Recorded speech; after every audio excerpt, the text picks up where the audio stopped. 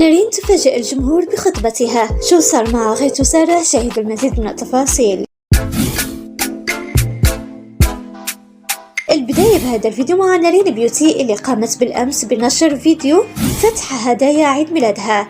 الجمهور انصدم من الهدايا اللي تلقتها نارين، حيث كانت كلها هدايا رومانسية، وانتشرت أخبار على السوشيال ميديا إنه صاحب الهدية هو حبيب نارين بيوتي. أيضا نارين بيوتي فاجأت الجمهور ببكائها في فيديو، ونصحت البنات إنهم لما يكونوا بسن المراهقة يشوفوا مسلسلات رومانسية مشان يعيشوها في الواقع لما يكبروا. والجمهور صار متحمس لإعلان نارين عن خطوبتها. اوكي شوفوا، هابي بيرثداي نارين.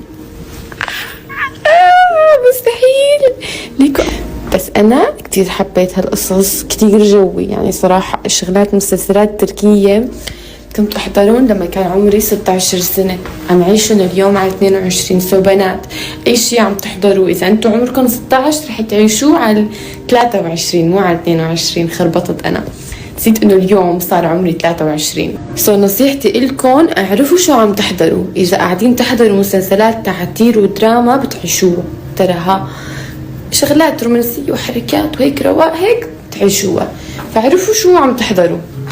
المهم هذا رح نبلش مساج، واليوم عنا يوم كتير طويل.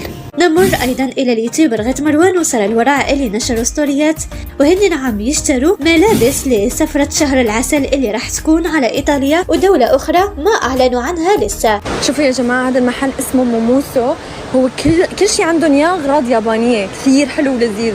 دايما بحب أدخل عليه وأتفتل وشوف أشياء هيك غريبة، والأسعار جدا منطقية. 19 يعني مو غالي أبدا. فأنا ضيعت شحاطتي، فهلا جاي أشتري شحاطة من هون. خلينا نشوف. أنا بختار أجي على تشيز كيك فاكتوري بس مشان هاي الخبزة، أطيب خبزة لا عم تسوي،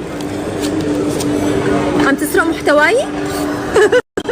ما خليتني اطلب عكيته، طلبت عكيته والله كثير طيب يعني، مش بطلب أي شيء بس المهم هذا يجي. شو جابت لي خيس؟ دوقة مع زبدة.